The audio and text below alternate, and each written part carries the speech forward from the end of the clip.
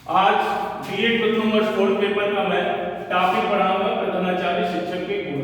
ठीक है, तो एक प्रधानाचार्य या शिक्षक में क्या क्या गुण होने चाहिए। ठीक है, तो निम्नलिखित गुण होने चाहिए जिसमें से प्रमुख गुणों का वर्णन आपके सामने किया जा रहा है। ठीक है, पहला गुण है आपका उत्तम चरित्र। ठीक है, एक प्रधानाचार्य हो या शिक्षक हो, उनके अंदर जो है उत्तम चरित्र का होना नितांत आवश्यक है। कहा जाता है कि एक आपने स्लोगन भी सुना होगा, धनबल जनबल बुद्धि अपार और बिना आचरण सब बेकार। अगर आपके पास लाख धन है, अगर आपके पास बहुत सारे लोग, जन की शक्ति है, बहुत सारे लोग आपके आगे पीछे घूमने वाले हैं, धनबल जनबल, और आप बहुत विद्वान है, बहुत बुद्धि है आपके पास, धनबल जनबल बुद्धि अपार, और यदि आपका आचरण सही नहीं है तो सब कुछ क्या है, बेकार है। एक इस पे कहा भी गया है कि अगर आपके धन की क्षति हो जाती है तो कुछ समय के बाद आप उसका रिकवरी कर सकते हैं, मतलब उसे पूर्ण किया जा सकता है उस क्षति को। अगर आपका जो है स्वास्थ्य की क्षति हो जाती है, उसे भी कुछ समय के बाद जो आप उसकी मतलब उसकी रिकवरी कर सकते हैं, स्वस्थ हो सकते हैं। लेकिन अगर एक बार आपका चरित्र गिर जाता है तो फिर उसे दोबारा जो है सुधारा नहीं जा सकता है। ठीक, नेक्स्ट टॉपिक आपकी विषय विशेषज्ञता। ठीक है ना, एक शिक्षक को अपने विषय का प्रति मतलब पूर्ण ज्ञान होना चाहिए, यही होता है विशेषज्ञता। अगर पूर्ण ज्ञान नहीं होता है तो शिक्षक अपने कक्षा शिक्षक को कभी प्रभावशाली नहीं बना सकता। ठीक है, आपका तीसरा टॉपिक है कार्य के प्रति प्रेम। एक शिक्षक को अपने कार्य के प्रति बिल्कुल प्रेम होना चाहिए।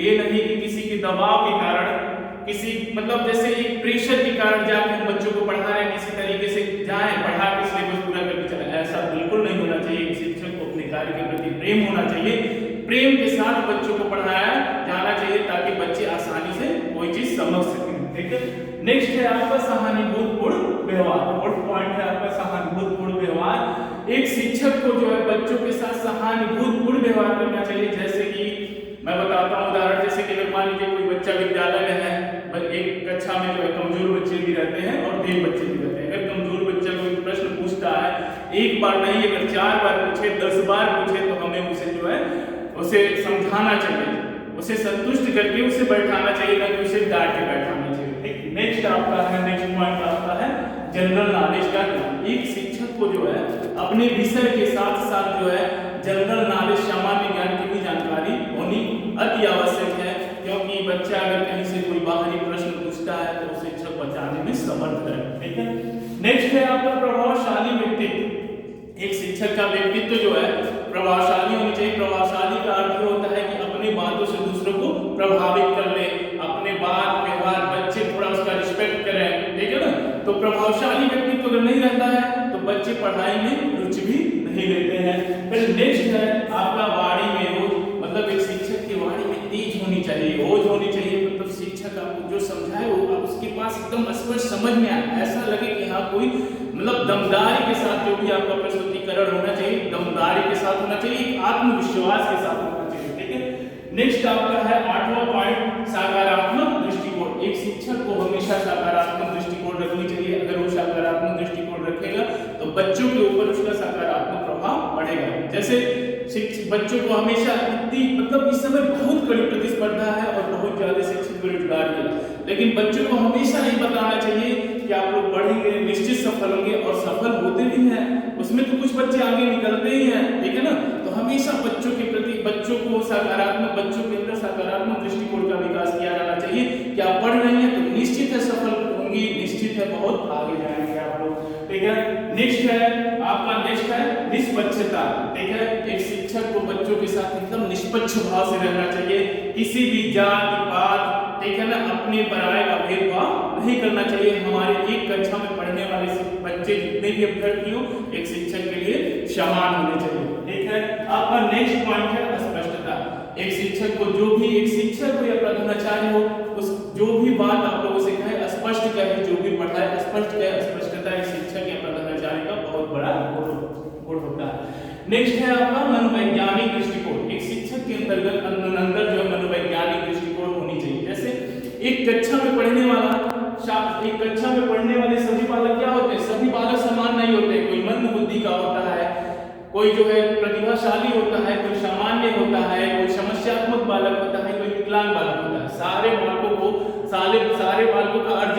शक्ति एक नहीं होती है। तो जो बालक जैसा है उसको ग्रोथ करने के लिए उस बालक का विकास करने के लिए हमें वैसा प्रयास करना चाहिए। ठीक है, नेक्स्ट है वात्सल्य पूर्ण व्यवहार। जैसा कि आप सभी लोग जानते हैं वात्सल्य रस में क्या, वात्सल्य रस जो होता है उसमें क्या है, पुत्रवत प्रेम होता है।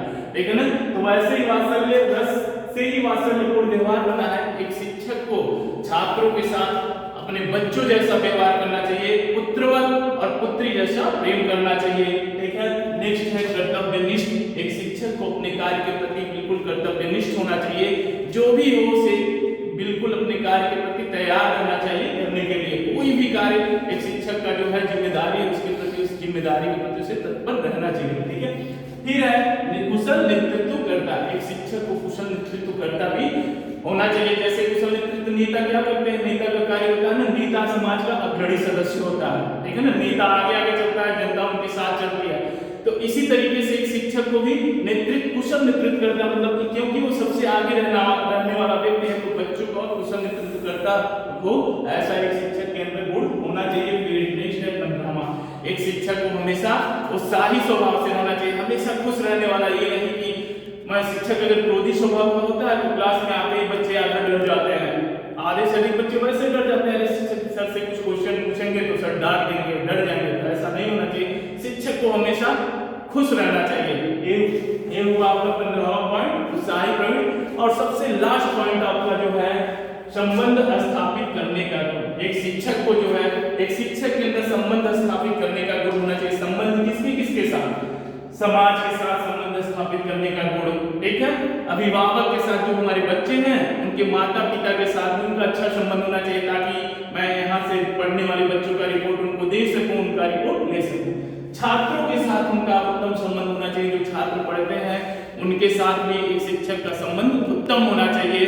और जो है साथी अध्यापकों के साथ, साथी अध्यापक जिनके साथ साथी अध्यापक है, प्रधानाचार्य है, जो साथ मतलब रहते हैं, उनके साथ भी उनका संबंध अच्छा होना चाहिए। आज का टॉपिक यही समाप्त होता है। आप लोग इस वीडियो को लाइक कीजिए, शेयर कीजिए, ताकि अधिक से अधिक लोगों के पास जानकारी पहुंच सके। धन्यवाद।